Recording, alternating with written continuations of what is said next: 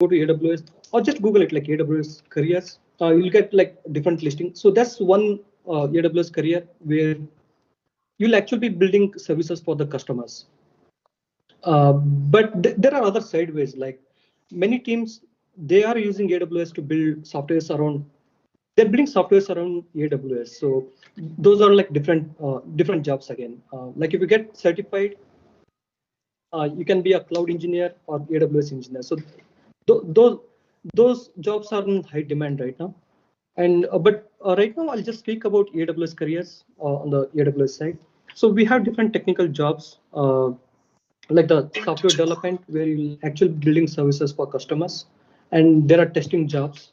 So it's since like it's a big organization like all other companies do, there are a variety of jobs within AWS as well. And so the development is one, the testing jobs, the QA jobs. QA jobs are mostly related to hardware, like where you have to qualify the hardwares, and there are DevOps roles as well. And it's not limited. Like I've just taken some samples, but if you go through, if you go to AWS side, you can see list several technical jobs. But if you're into non-technical, there are different opportunities as well, like the TPM talent planning manager. Uh, I think it's project manager as well, and there are HRs. Sorry, was that a question? Okay. And so if you're already not seen, like I'll show you the documentation as well, AWS documentation. It's very world class. Like the content, like the jobs for content writer, the opportunities for content writer is good as well. You have to write like world class documents so that these documents will be used worldwide, right? So we need to have like top notch documentation. So that's another job. And there is also another job within AWS which is less unknown. So it's support side. It's called as CSA, Cloud Support Associative. So it's the easiest way to get a job at AWS. So what you do is like I mentioned, like several customers use AWS and they might see some random issues, and they will reach out to you first. Like as Cloud Support Associative, you'll be handling those tickets. You'll try to diagnose and you'll try to inform them. Um, you can help them fix the issue, but if you think like it's a core issue, like for example in my case, if it's an actual Redshift issue or functional issue, you'll just forward that ticket to me. So I'll take care of that and get back to you, and you will reach out to customers. So CHS are like customer facing. So you can just Google that as well. But I did add a link here, like where you can get all the career information. So you can go to that link. And the last one, learning resources. So this session, I was just giving you details about different services, how they, not how they work. I was just saying, I just showed you like how they look. But if you want to learn on like how they actually work on the background, so the documentation is the first place to go. So I'll go through a few of these steps. Like I'll go in reverse order. First, let me go to the documentation.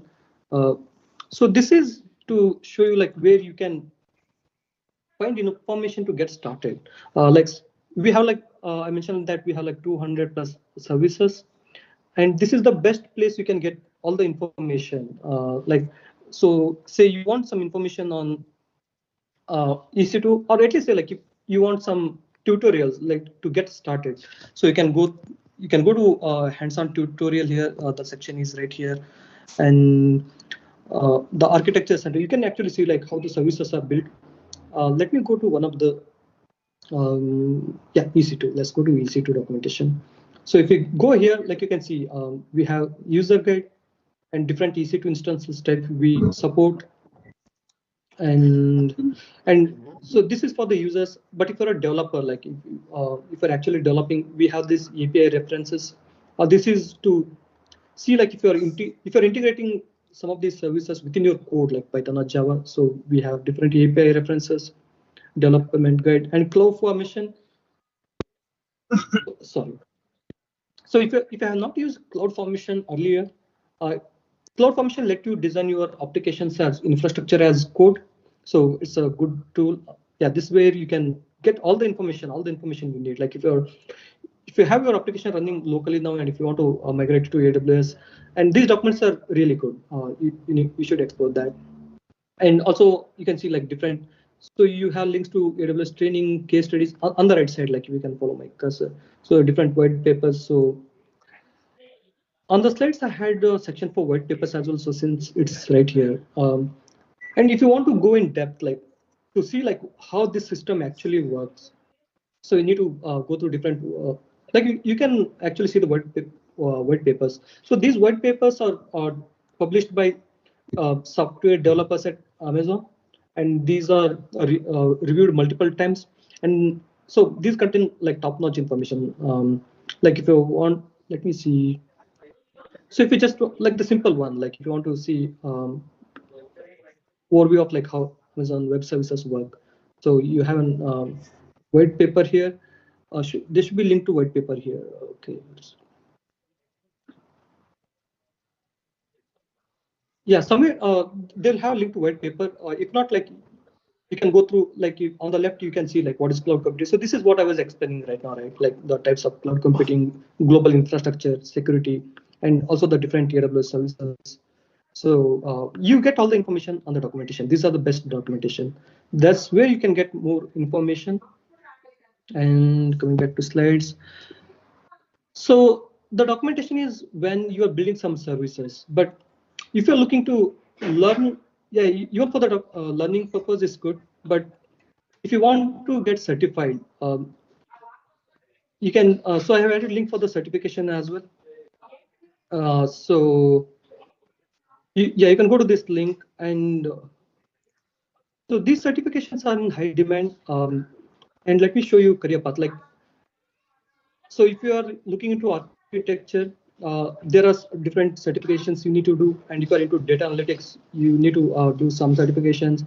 And like if you are pure developer, so you have certifications for that as well. And for operation as well, like if you're looking into system. So earlier, um, yeah, earlier I was mentioning about different roles. So system administrator, cloud engineer. So these are the jobs you are looking at, like the solution architect, application architect.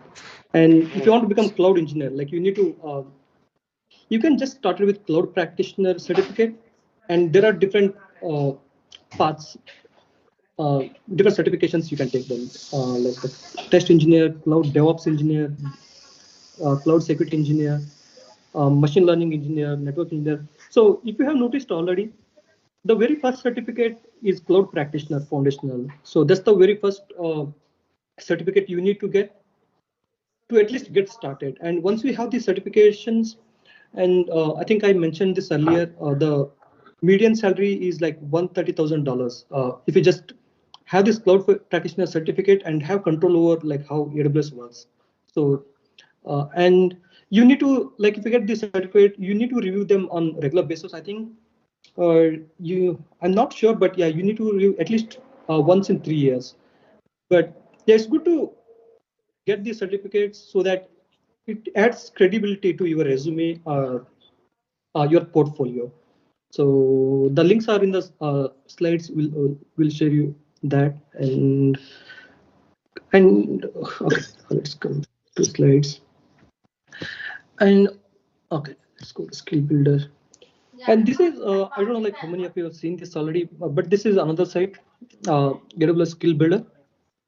So it's, you don't have to purchase it. Like if you're, if you really like the free content, then you can subscribe it. But for now, you can just give it a try. Like they have, let me see if they have that information. Okay, yeah. So they have details for the examination preparation. So if you want to get certified, you need to prepare for that exam, right? So they have this preparation courses which are free. That's great. And oh, sorry. And so there are builder labs where where they like to create some applications using different services. Uh, so I had that demo link, architecture diagram in the demo slide. So where we use like different services like the Lambda API. So using Builder Labs, you can actually build those services.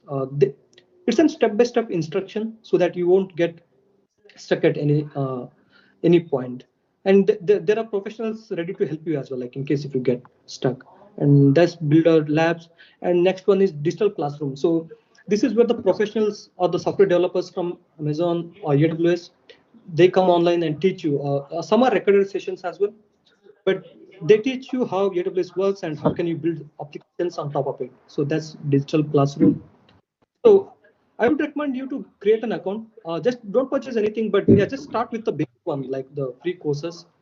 And the next one is game-based learning. So sometimes, like the reading documentation or building some application might get boring or you might get stuck somewhere. So this I think this was one recent tool, game-based learning. So you can build some application while playing games. It's like game, like you progress level by level and build.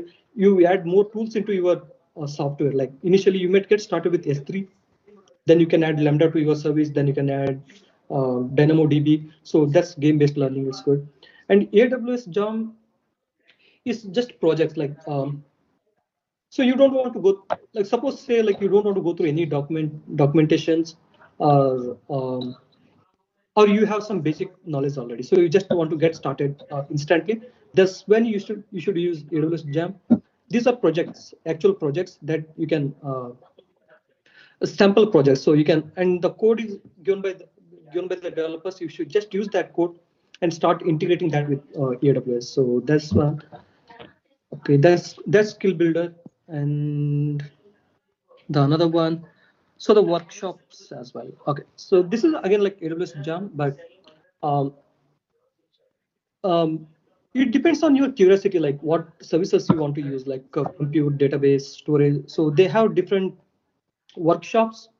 Uh, you might get stuck somewhere, but yeah, people will be there to help. And they have set up workflows. I think this is all like recorded. Like if you can see here, like there's an AWS Lambda workshop right here. This will give you an introduction to Lambda service, how Lambda interacts with different services. So it's good to get started. If you can see here, you can spend like 3 hours on that. And there are filters on the left where so if you're very beginner, you can choose a noise, but if you have some knowledge, like you can use intermediate. So this is where you have the actual projects. You can play with them, and also based on your category, so you can just filter them out. This is one, and so all the links are added to slides. Okay, yeah, I guess we are at the end. Are there any things you want me to cover, or are there any questions right now?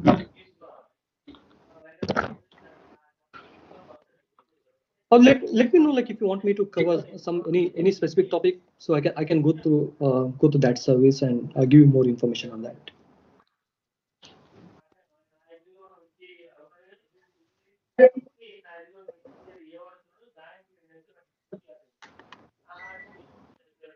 Cool. That case, thank you everyone.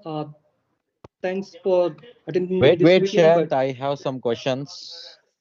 okay, okay. Hi. Hi, Shant, I'm Naren. Okay, so I think participants, you people, if you have any questions, please go and ask. Don't hesitate to ask the question because ask the questions because see the speaker who is taking this session, so very valuable resource in AWS and. If you have any questions, you can write it down and ask. I'll go for one or two questions right now. Shant, see,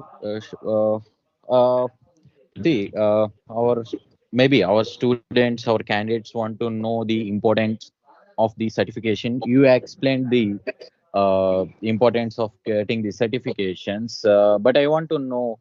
So we want to know the brief about the AWS certification. So a lot of our participants are freshers. They are pursuing their engineering, and they also some candidates they just passed out from the engineering. Okay, so they really don't know what to adopt, what certification to adopt, and all. So can you brief about the AWS certification? Sure, yeah, definitely. Yeah, Yeah. let me go back to the AWS certification link, and I would always advise uh, newcomers, like the new graduates, or if you're trying to get into tech industry, getting certified is one way to get your credibility. It just shows that you are interested in particular stuff and you are serious about that. So you can say like you have worked on AWS, but where's the credibility? Like how can people know that you actually worked on that, you have information on that, right? So certification is one way to do that. And AWS certifications especially, they are top rated certifications. And if you have that certifications, you can look for career not just at AWS but different, like thousands of companies. The new doors will open for you, like the for AWS engineers. What I'm thinking is, like, let me just Google it. AWS engineers. So these are, when we search for AWS engineers. Okay, I don't know, like it's seen. So you can see like this is a company, VST company. It's company based here in US. So they specifically mention AWS cloud engineer. They just want, they don't want um, regular engineer who can work on different services. They just very specifically want AWS cloud engineer. And you can see like the DICE is one really good application. I think they're valued very high. And they're looking, uh, I guess you are seeing my screen. If you're seeing it, like you can see here, like the DICE, they're looking for AWS full stack engineer. So when they say they're looking for AWS full stack engineer, they're actually looking for people who have worked on AWS, who have certifications based on AWS. So, and yeah, just think of it in a practical way. So you apply to this job, DICE or the Sky Consulting, even they're looking for. So different companies, like I mentioned, the new door of opportunities will open if you get this get certifications. And when you're applying for these companies, so someone with, so you apply for this job and you have a certification, and someone, the other person applies to this job, he doesn't have certification. So the priority given by them, like this company, for the, that's for certification for sure, 100% sure, because AWS certifications are very top rated, and it's very valuable. And another reason is you have to renew them on a regular basis. So yeah, I would, like, if you ask me, like, you should get the certification. I think you get some offer for that, but should, at least in US it costs like $100 to get the basic certification, but it's nothing compared to the amount of salary you will get once you get certified. So that I can say. And more information. So for different roles like the architecture, data analytics, machine learning, development, so there are different certifications. But yeah, I think I already mentioned this. But if you look here, the very first course is Cloud Practitioner Foundational, and this is, and this certificate, like Cloud Practitioner, it has nothing to do with code. It just it just shows that you are familiar with multiple services and you know how that interaction works with different services. So I'll give you a personal example. Yeah, my wife is here and she's looking for career jobs.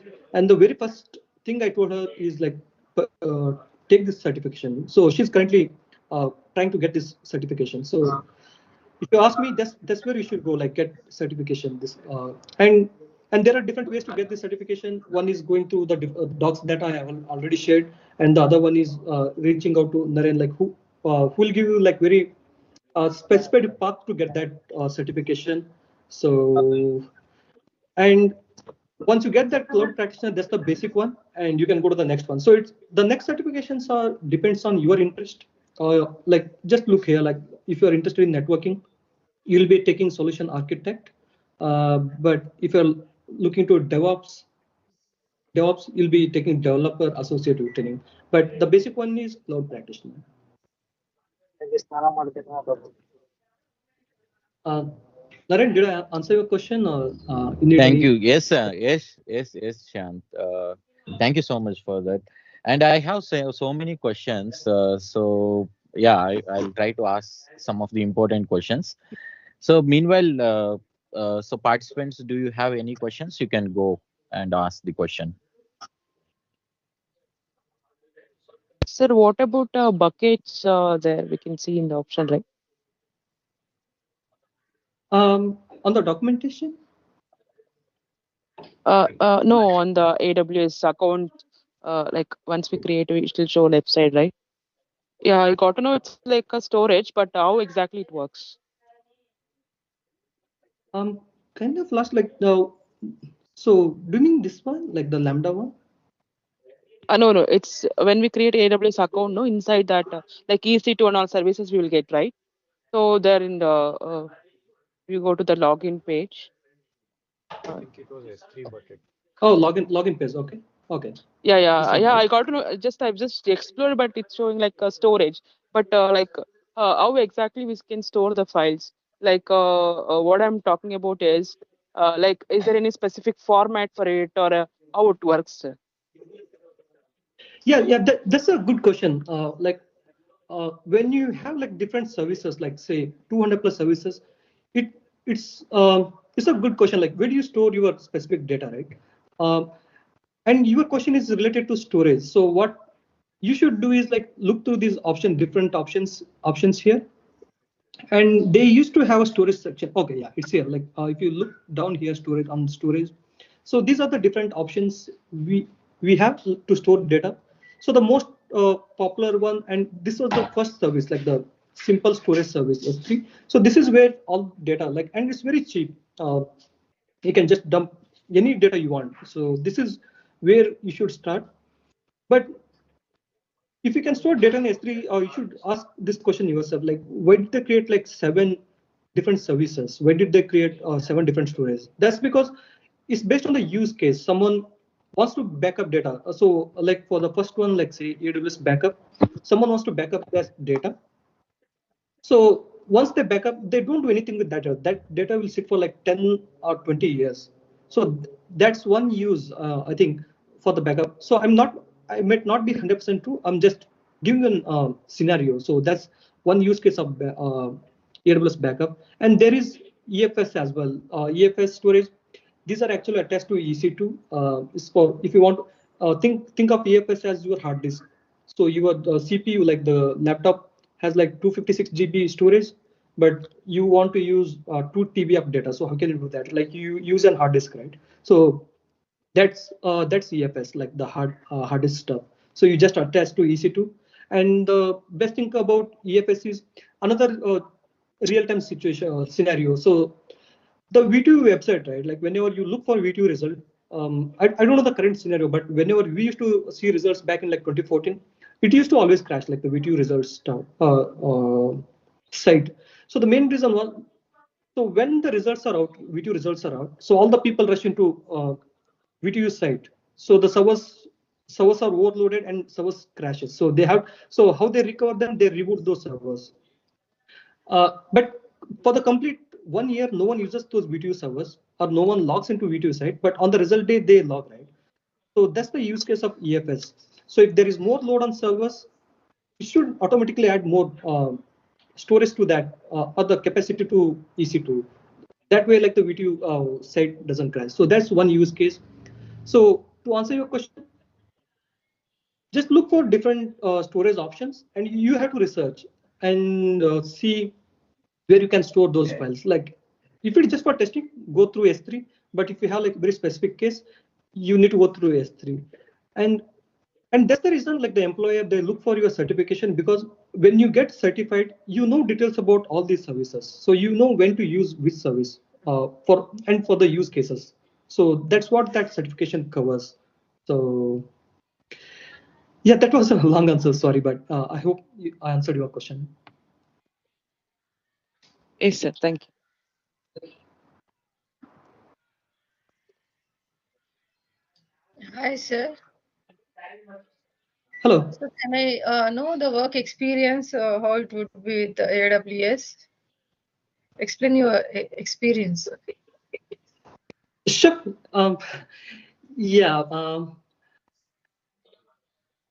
And I want to Okay. add a follow-up question to that, Shant. So I want to add a follow-up question, like uh, Okay. uh, what are the major day-to-day responsibilities or activities that you perform in your role? Can you describe a typical day or a week in your role? Just Sure. an Yeah. add up to Yeah. that question. Yeah. Sure. Yeah. Okay.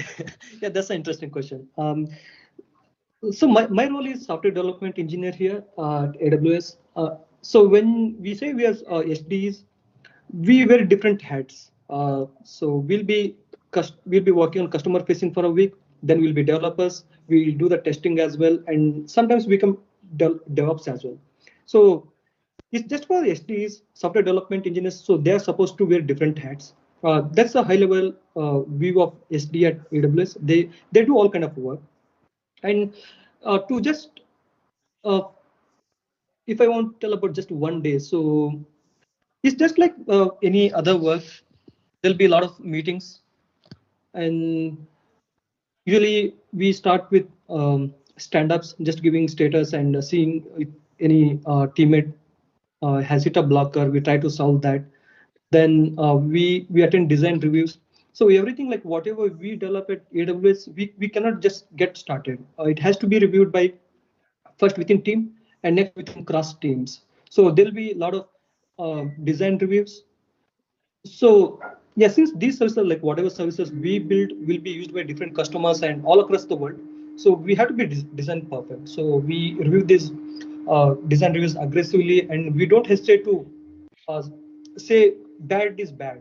So sometimes, at least when I was working back in India, so we used to hesitate on like saying if something is bad, but we don't do that here. Like we just say if something is bad, that's bad. So yeah, basically like we just attend most designs, and with that, all the time we'll be attached to a different projects, some building something for the customers. So we'll be in like typical work hours are for 8 hours, and with that like 4 hours we'll be developing something, and the other 4 hours, one hour I think, yeah, one and a half hour goes to meeting, and the other hour for design reviews, and yeah, just that's for the day. But if you go for the week, so we need to like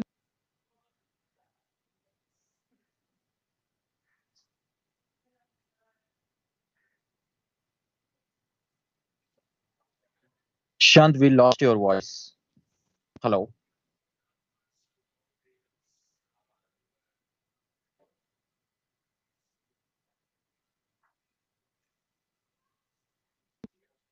oh yeah, I don't know, I got muted somehow. Okay, can you hear me now? Yes, yes, we can hear you. Yeah, I don't know where it's muted.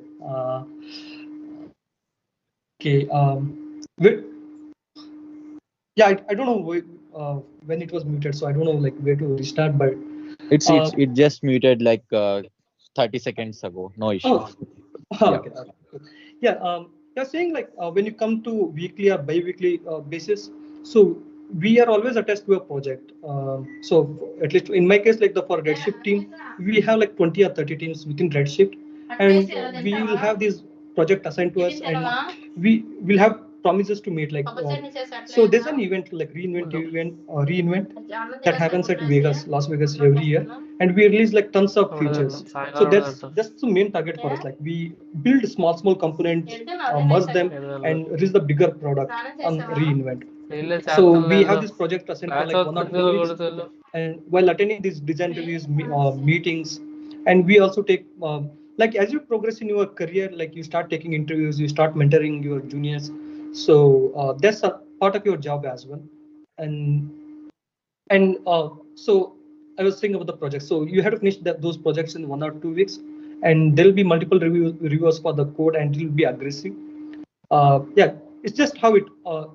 That's the flow. Like you need to finish these projects in 2 weeks, but on the daily basis, you code for half day, and you do other stuff for another half day, and also we have this on-call concept. We'll be customer facing for a week in a month. So if there are any issues from the customer, like from Naren or from you guys, like if you have any questions about AWS, you'll be reaching to CSA. I mentioned about support role earlier, like the CSA, and CSAs will reach out to us, and they can't just reach out to all the team members, right? So there'll be one person from our team who will act as a contact person. We call them as on calls. So they're customer facing for that week, and that we'll be rotating that on call, and we go on call for like once a month or twice, once in 2 months. But we do that activity as well.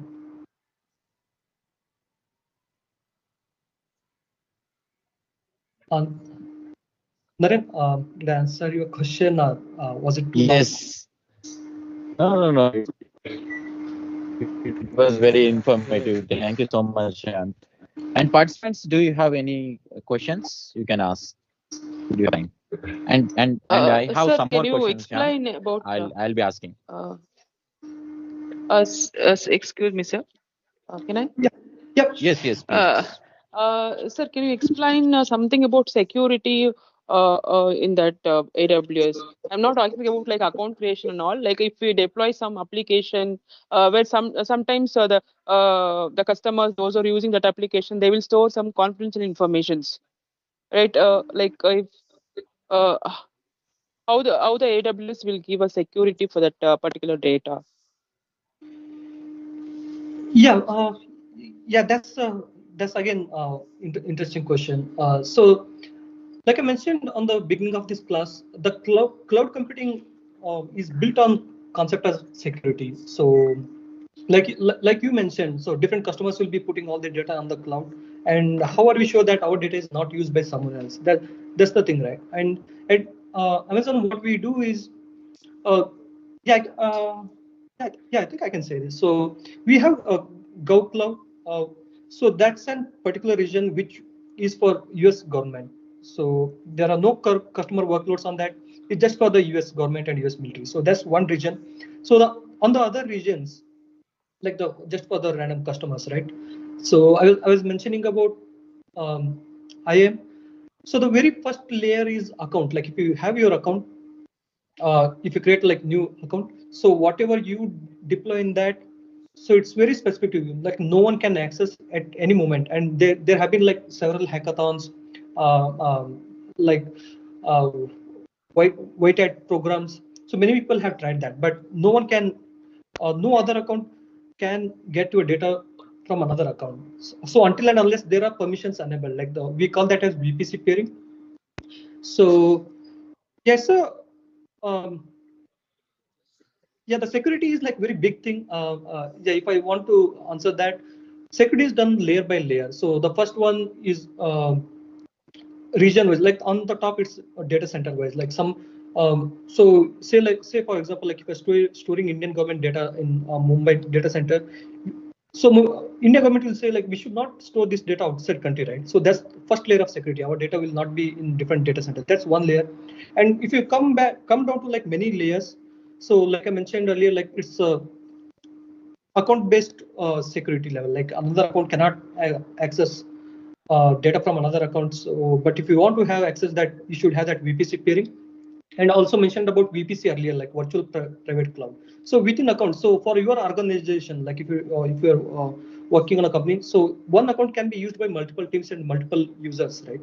So in that case, you can create your VPC, and multiple people can create their own VPC, um, and you can restrict permissions based on the resources, based on the API, even the API. So if you are dumping some data on S3, you can set permission saying that S3 item or S3 document should not be accessed by anyone. So you have permission to that level, like including one API. I can let me. I don't know, like yeah. I'm thinking like if I should log in, and so can you still see my screen? Yes, sir. Yes. Oh, okay. So if you go here, let's see, monitor configuration. So the VPC is one, but all the security items, I think I mentioned about this service IAM, this identity access and management. So this is where you'll be configuring all your security features. So employee web app, yeah, the test function. Let me open this test function. So this was what I was creating. So you add those policies here, and if you look through those policies, let me show you here. So this is an API, like logs API. If you want to create a log group, like they cannot just create a log group. Like there'll be set up permissions, and so the resource, like if you see, you have permission to. Yeah, this is kind of like high level. If you haven't seen this before, you'll be a bit confused. But just look into this, like action, like what actions can this resource, like the next like lambda function, this resource can only perform two activities, like the create log stream and put log events. They can only do two activities. That one log service, just one service. So this is the lower level of permissions, and this is the level of security we are talking about. So, but if you need to, if you want more information, go through the docs.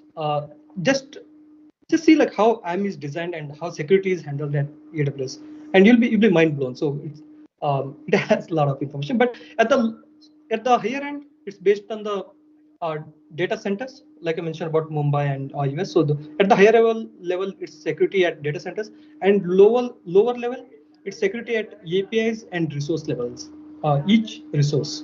So and it's Yeah, very thank you, sir. yeah, it's very a complicated topic, security. So yeah, the more research you do, the more amazed you will be, like how these services are built. Yeah, because everyone are concerned about the data, right? That is only an important thing. So I just asked. Thank you, sir. Sure. Yeah, like if you have a company and you put all data in servers, and if your competitor starts using AWS and if he can access all your data, so it doesn't make any sense, right? So yeah, that's a really good question. Thank you, sir.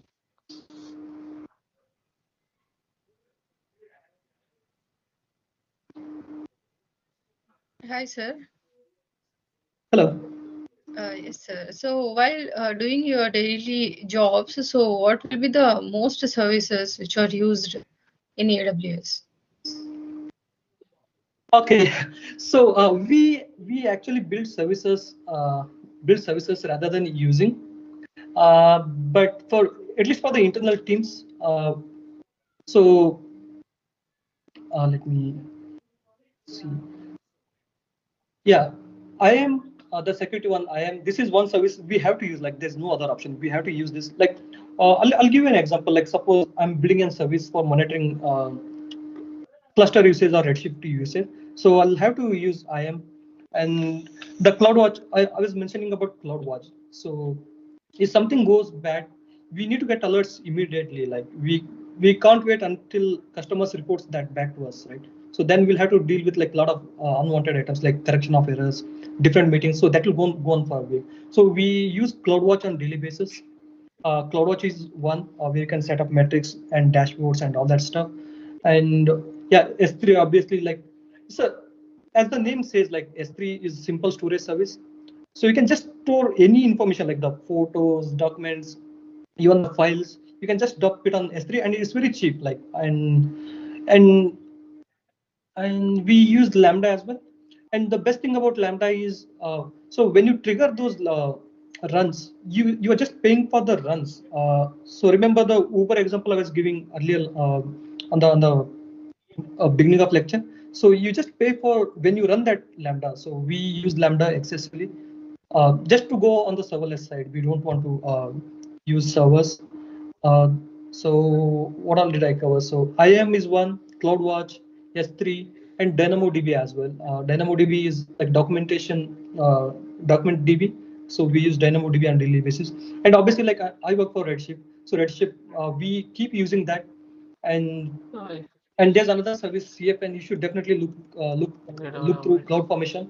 And if you have control over CloudFormation, many companies will prefer you. This is the only reason is like you create a service like EC2 or something, you create that. But if someone can go to your like, or even you, like you can just delete that, right? But if you use CloudFormation, you will be creating those EC2 instance, Lambda, or whatever, using those stacks. We call this as infrastructure as code, IAC. So this is one tool we use sometimes. And let's see. Yeah, it's right here, like the CloudForm. So recent user, CloudFormation, I am Lambda, CloudWatch, S3, EC2, DynamoDB, and sometime like if you're designing complex. Oh yeah, VPC is another one for the network. So if you're designing some complex softwares, you'll start using more services like the step. There are step functions for workflows, and Route 53 for DNS. Like if you're building complete new application, Route 53. Yeah, that's all I can think. But there's no end to that. Like yeah, so it depends on your use case, like what you are building and where you want to go. Okay, sir. Thank you.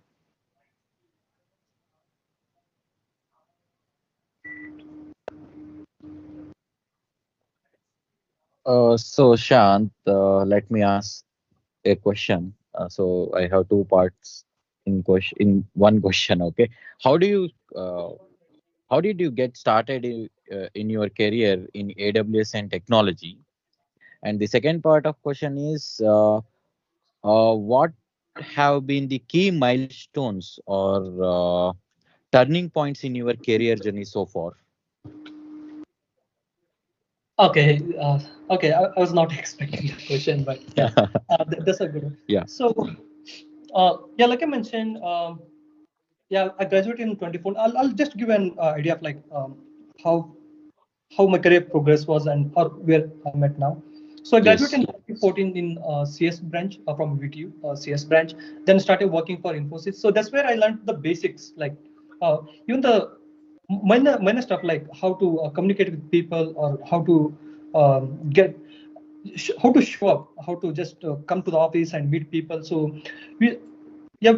So Infosys, it was like very short tenure for 2 years, but that's when we started learning some stuff just to attend the meetings and answer. So the growth is like always like step by step. Like if someone is suddenly jumping into a different ship or something, yeah, he'll be thrown out very soon. So yeah, if you are Correct. gradually progressing, that's really good. Like you should take step by step approach in your career. And while I was at Infosys, and we started hearing these words like back it was in 2014 and cloud computing was at its peak, like people were always speaking about cloud. And even my projects at Infosys, like I was working for the Hitachi project in Japan, so they were onboarding all their resources to cloud, and they were using Microsoft Azure when I was in Infosys. But that gave me an understanding, like, and we didn't have many courses on India. I think it was just beginning to catch up on the cloud technology. So that's when I thought of like just doing my masters in the cloud technology. So I specifically looked for cloud offerings, like where they just provide the cloud offerings, and San Jose State was one. So yeah, for masters, like again, it's a different course altogether. It's a different seminar for masters. Like you need to do GRE, TOEFL, and get you should get that admission. That's a different process. But once we were here, it was completely different. Like everyone was just career oriented. Like so whatever you do, it was all the time career oriented. So as soon as we ended here, we started preparing our resume. So that was a bit shocker, because we usually spend like year for settling down and then figuring out things. It was not the case. So once you landed here, you start doing resumes, and that was for the internship.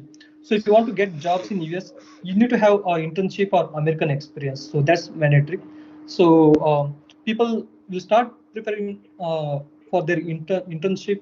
They'll start doing resumes. Universities will always support creating these resumes and all that stuff. And so once that was done, and it's a different case in US. So in India, companies come to your university and hire you, but in most cases in India, but it's different here. Like we have to go to companies, we have to make connections. Uh, that's the thing we should actually do. Like we should build connections. Like we should get to know more people. And yeah, so I'll just stick to topic. So yeah, we have to reach out to companies. We have to apply on their job site, or we should getting referral is like another big bonus. Yeah, you need to get referrals, make your resume ready, and you need to prepare for interview. Like so, interviews will be like usually 5 rounds and one HR round, and it will be face to face, and sometimes you have to be in office, and it will be brain draining. Like you have to code on the whiteboard and all that stuff. But it's a, like I mentioned, step by step. Like so we usually take like 3 months to prepare for interviews, and once that's done, I think it was my second company that I gave interview. And yeah, Yeah, for that, like it's a different set of standards. Like here, like we need to solve like I don't know like how many of you have heard it. It's called lead code.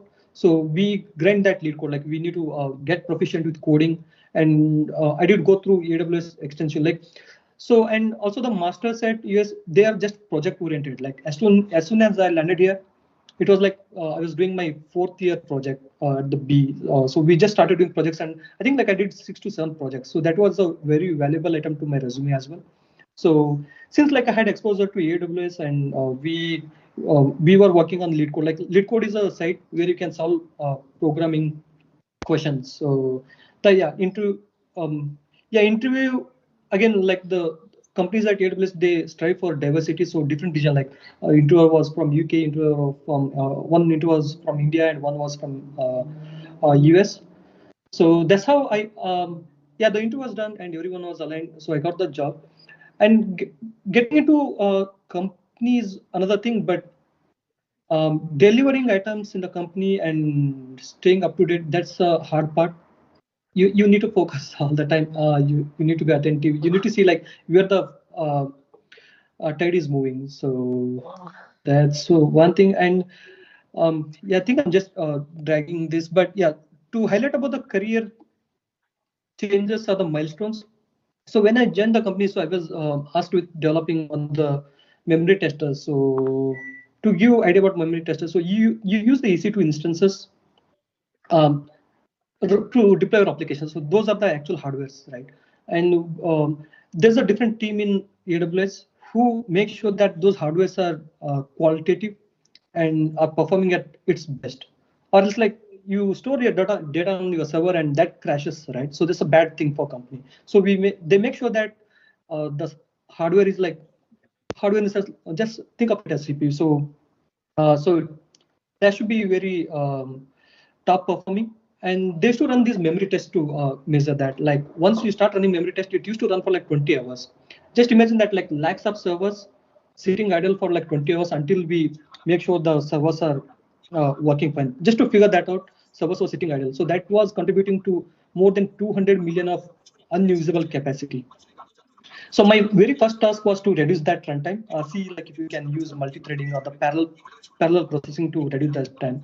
So from 22 hours, it took like 2 months because that was my first project. It took some time, 1.5 months or 2 months, but we reduced runtime from drastically from 22 hours to 4 hours, and that made a big wave in company. Like so that's a really good performance, right? Like if you're storing your capacity, the capacity is there, but you can't sell it to customer because some tests are running on that for like 22 hours. So $200 million per month. So that was a very bad thing. So then we reduced that to 4 hours. And also another good point is these projects are independent here. Like once you get a project, it's just you that should work on. Like no one else will work on that. They can give you inputs or they can help you, but you own that project and you need to finish that. So that's the idea. And yeah, so the runtime was down to 4 hours, and it was first deployed to data center. Idea I was mentioning about US East one, the data center, which is our largest one. First, it was deployed to that center, and we didn't see any issues. So it was deployed to worldwide on priority. So that gave immediate attention, and yeah, that helped me in my promotion as well. So that was one. And the next one is, so you use Redshift service or EC2 anything, but you can use that cloud formation to. So I was just mentioning about that. Like you can use infrastructure as code. So I built that for customers from Redshift team, and so yeah, it was done in like in 2 months, and so customers started using, and we haven't seen any issues. So customers can actually use CloudFormation templates to create all these Redshift services, and yeah, again that was the first time we did from Redshift team, and it went very smoothly. So yeah, that's it, I think. So the main milestones: graduating, Infosys, moving to US, getting masters, and getting a job. Yeah, that's it. Naren, like did I That's answer the nice. question? Cool. They go around. Yes, Shyam. So I think I have some more questions, but we will take two more questions from the participants. Yeah, last two more questions from participants. Yes, you can ask.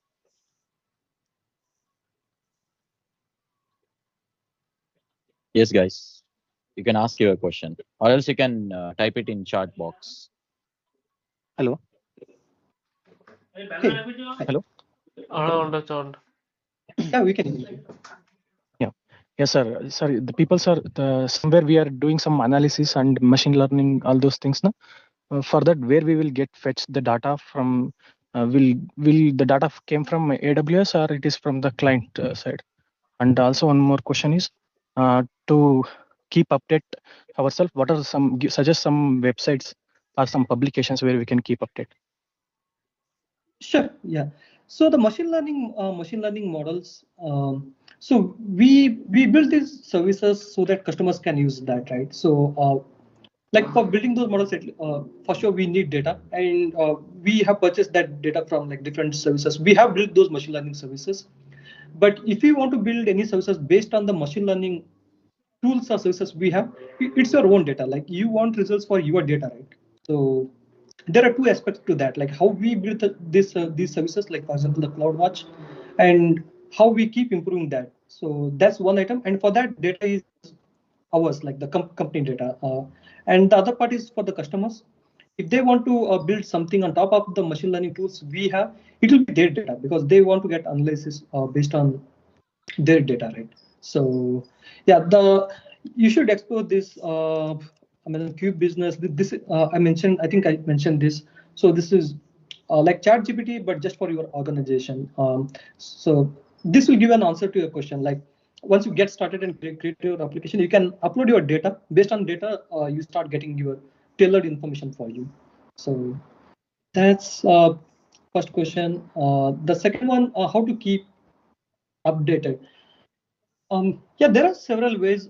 So at least how I do is one way is to have a LinkedIn account. Um, follow. So once you start using LinkedIn, you'll get to know like the influencers. Like you can follow some of the people like who keep sharing those trends on cloud computing or the DevOps. So you should follow those people, and also you should like the OPQ tech. So if you follow their channel on the LinkedIn, they'll be sharing different resources, right, or the pointers from there. Like that's how like LinkedIn is the social media for professionals. So that's where you get up-to-date information about what's going on in industry. So that's one way I can think of, at least for now. Thank you, sir. Sure. And also Shant, Arpita. Yeah, please go on. Yeah, continue. no, so I just wanted to add, like it depends on your interest. If you're into blockchain, there are different sites for it. If you're into Python, there are different sites into that. And so you can't keep Googling that, right? So the best way is to just, so you have all the channels for different channels on LinkedIn. So the cryptography or Python DevOps, just follow some of the items and keep logging to LinkedIn. Yeah, that's the best way to get to know latest trends. Yes. Shant, we have some questions in chat box. So Arpita is asking for a person beginning his career, why should I choose AWS over GCP and Azure? Okay. And also, what are the edge does AWS have? And follow-up question is that mandate to learn DevOps to become an AWS engineer, or AWS is itself enough? Okay, yeah. So yeah, that's a really good question. So I should have covered this in the beginning. Why do you choose AWS over GCP and Azure? So yeah, it's again like it's based on your use case, but you need to look for your use case, like what kind of service you are building and what the company can offer. For example, on the machine learning side, so not machine learning. So on the AWS side, CloudWatch gives you like all these metrics and everything, right? So you want to have that feature. So you should explore on the GCP and Azure as well, if they have similar features. And based on that, like you should also look at the pricing as well, like how do they charge for your services. And you should look for the support you get on community support. Community support just means that how many people are using AWS or Google Cloud. And if you are stuck at somewhere, how many people can answer your question. So in that sense, AWS is a leader. You should have got that report, but you should look at the data. Like 40% of the cloud market is owned by AWS. And I think the very closest competitor is Microsoft Azure, and they're at 26% or something, nowhere closer to AWS. And GCP is lost somewhere. They're just still trying to catch up. So when like 40% of the industry, starting from Toyota to Lamborghini and all the social medias, most of them like the Facebook, Twitter, Snapchat, LinkedIn, and Slack or Starbucks.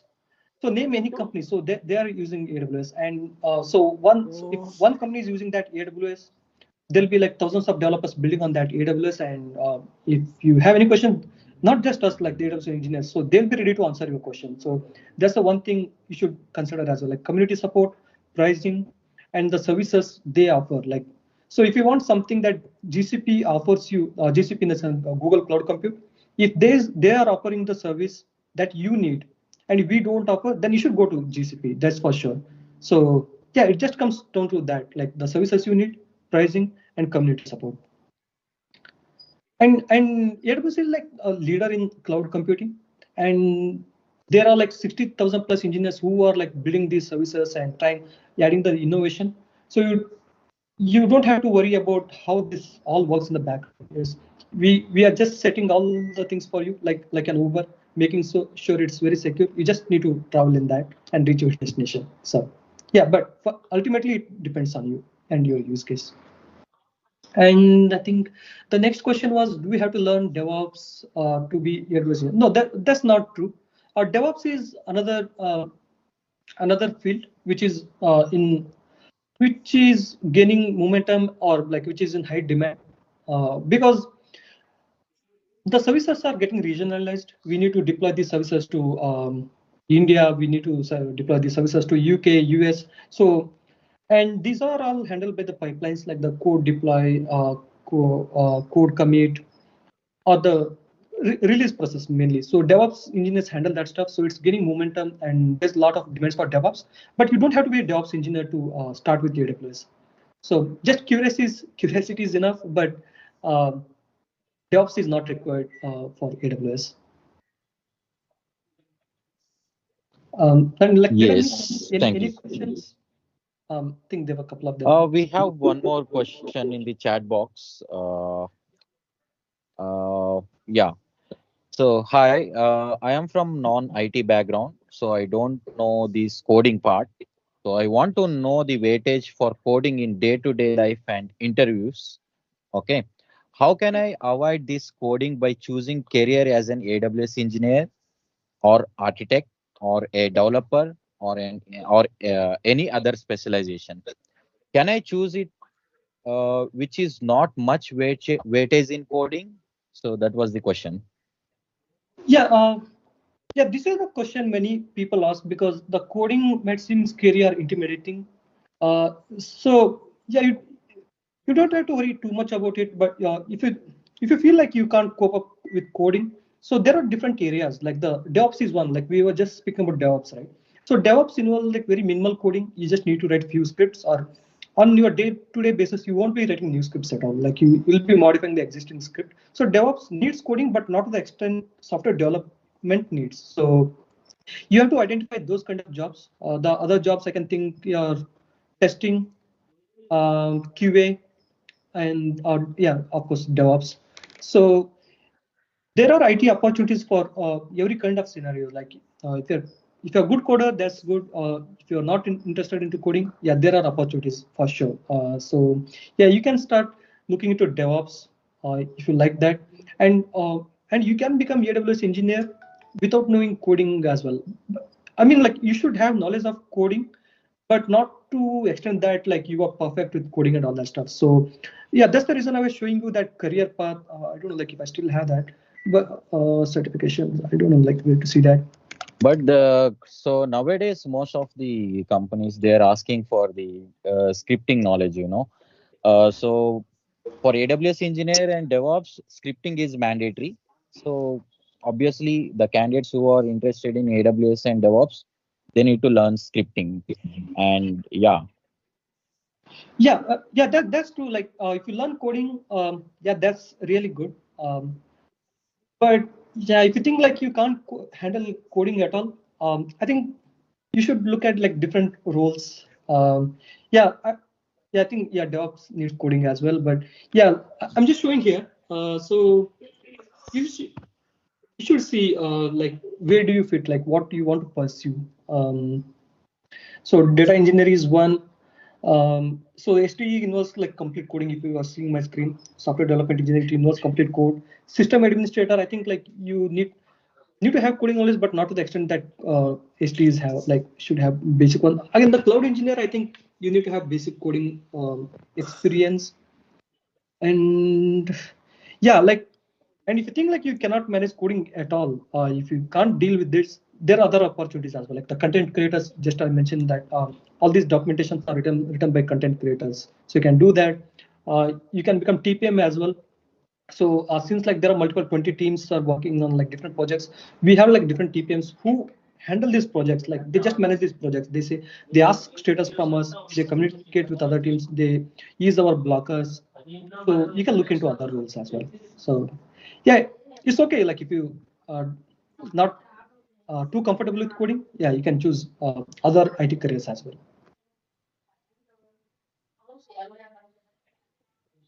Um, did I answer that question?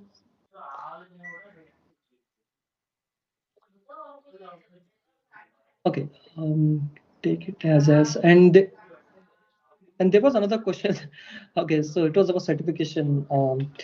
So speaking about, I was speaking about the very first course, Cloud Practitioner Foundational. This is the basic course you need to get started with anything on AWS.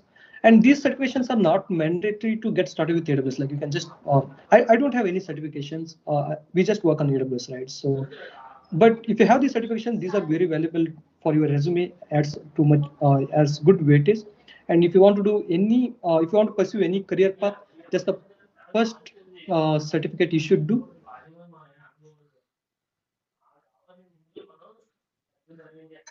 Yeah, sorry, I was just checking if I'm. Yeah, that's the first certificate you should do, and this is what I was referring.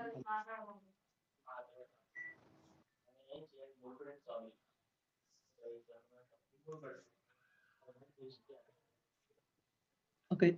Any other questions?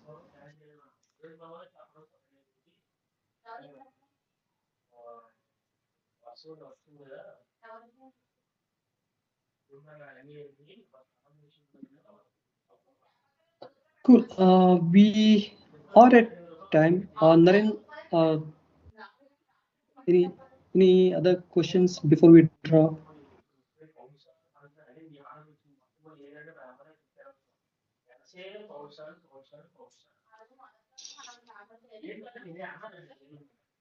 Hello, Shantagora. Latika this side again.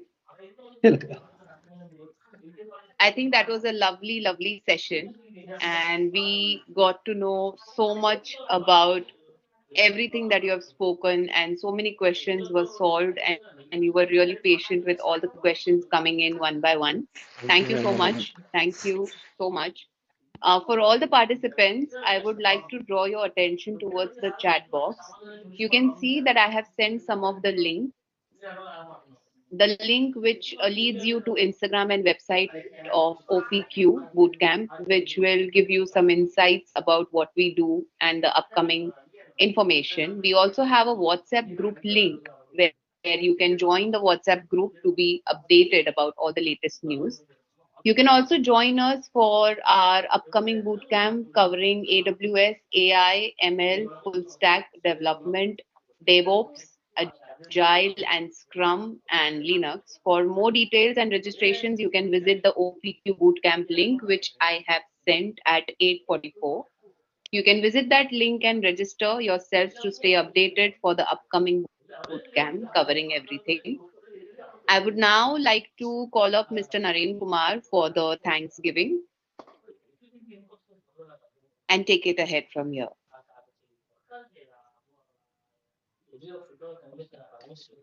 Yes.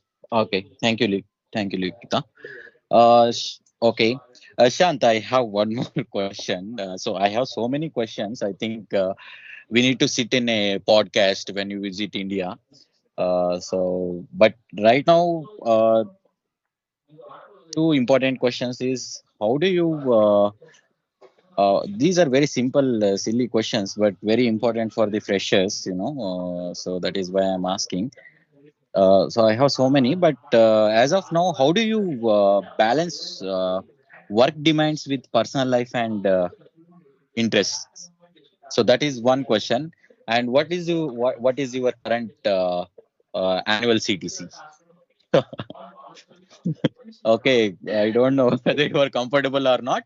I'm asking this question because, most of our participants are very freshers and they want to pursue their career in IT industry. So this will be like motivation for them. So that is why I'm asking. Yeah, Okay, so I can give an idea of it.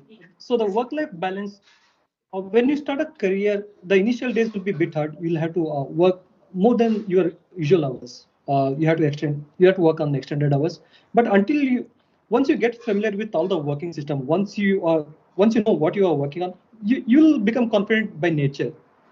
Then you can spend more time with family because you don't have to spend a lot of time figuring out what's going on in the background. Once you learn, once you know like how the things are working, your life balance, work life balance will be really good. So um, at least for me here, yeah, I so at least for us, like it's not like we have to be online for like all the 8 hours in a day. So it's very sorry. Okay, so it's very flexible. We can work at night, like we can be offline on the daytime and work on the night. So what matters is the deliverables. Like we have to deliver projects on those dates. So that's all it matters.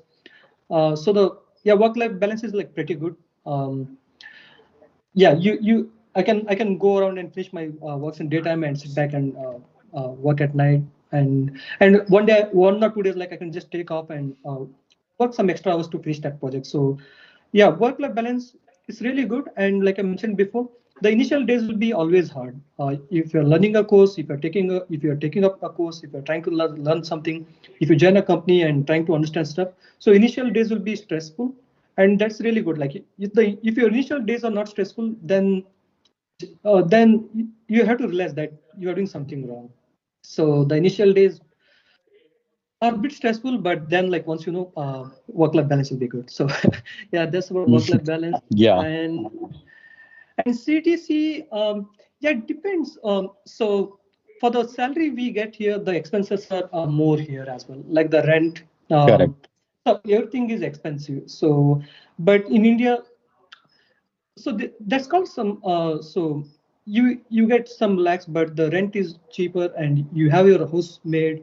So yeah, it's not the CTC we should usually measure because the expenses are higher. But what I can say is like as you grow your experience, your salary will just multifold. If you want your salary to grow up, learn new skills, make connections, take up some more courses, try to switch a job, that will automatically like boost your income.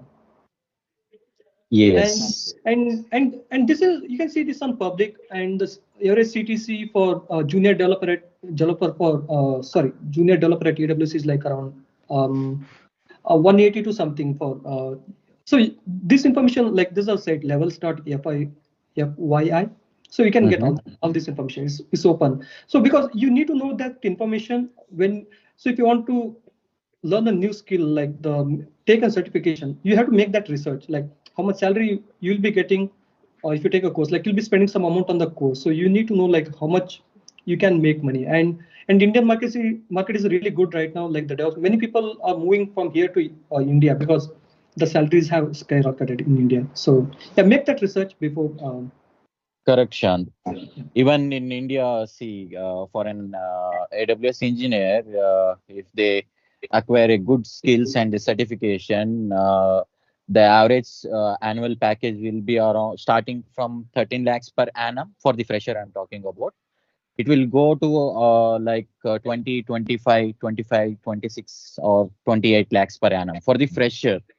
Okay. So if they have the specific required skills, the freshers are getting more than 20 lakhs in India itself. Okay. Yeah. And for the DevOps also, they are getting like starting from 15 to they are reaching like 30 to 35, 40, sometimes 50 lakhs package in India. Okay. So, okay, that was very informative. Yeah. So Yeah, yeah, another thing to add is like the market was bad in last year, but it's recovering in a very fast pace. correct. The new job opportunities are opening up, and if you acquire right skills at the right point, so yeah, it'll be really good for you. Yes, yes, that is why we are here. OPQ Tech, the team of professionals, will guide you to choose your career paths and upgrade your skills and get your job. And finally, the final goal is financial freedom. So we always focus on the financial freedom. Okay. So anyhow, thank you so much, Shant. I want to extend a heartful thank you for delivering such an informative AWS session despite of your busy schedule. Okay, your insights were truly valuable, and I'm looking forward to collaborate with you in the upcoming sessions. And I also want to express my heartfelt thank you to all the participants who have participated in this AWS webinar. And of course, please stay on the group. So we will be giving you some valuable information on the AWS sessions. We are launching an AWS bootcamp, 20 days bootcamp, where you can learn the AWS services, and also you can enter into the AWS career. Okay, so we are launching AWS Bootcamp, 20 days bootcamp very soon.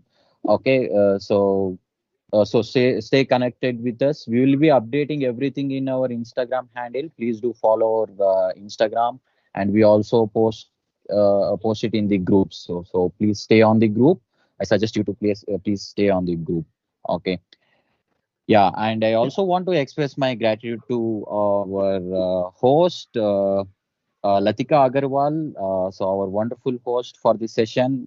So let me see. She introduced us, and I want to introduce Latika. So Latika Agarwal has over 7+ years of professional experience, and she is deeply passionate about the brand building, brand management, innovation, and adaptability, and leadership and collaboration.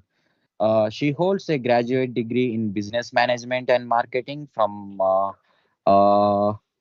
Sunderland University, London, and has pursued an advanced diploma in business management studies from MIDS, Singapore, as well as diploma in advanced management studies from MIDS, Singapore. Okay, thank you once again, Shant and uh, Latika, and all the participants for making this AWS session a successful event. Okay. Uh, Okay, thank you so much. And apart from all these things, and I want to add some more things to my our participants. You people are looking to pursue some career guidance in the IT. So we are here to help you. So please connected with us. So far we have completed like 12 batches in DevOps, and 10 to 15 webinars, and more than 10 workshops, and more than 10 hackathons in different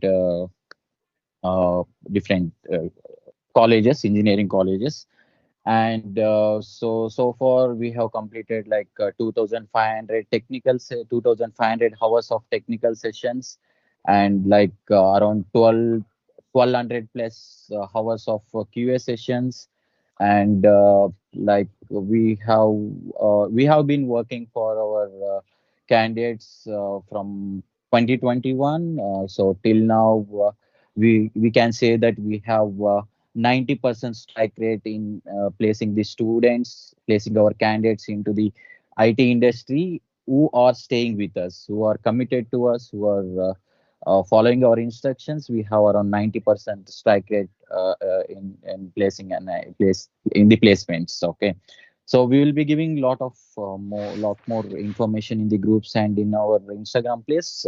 Please do follow us on your social media, and we will get back to you with uh, different webinars on AI, ML, and other technologies as well. So we'll be posting in our Instagram page. That's it from my side. Thank you so much, everyone, for joining this call. And over to you, Litika. Thank you so much, Naren, for the lovely introduction. And thank you, Mr. Shantagoda, for this lovely session. I hope we all meet again soon. And all the participants, just a reminder, the link for you to be updated for the upcoming boot camps is been shared on the chat box. So I hope you have noted, and I hope to see you guys soon in the next session. Until then, have a lovely Sunday. And for you, I Shantagoda, think have a we lovely need to, Saturday. Yeah. yeah, I think we need to share the feedback form as well to the participants. Yes, Yeah, yes, we have the yeah. feedback form. So I'm sharing a feedback form, everyone, which you will need to fill in. And it is for us to understand your experience in order to make some changes, improvise in the coming future. So I have just now shared the feedback form for your reference. You can fill that in.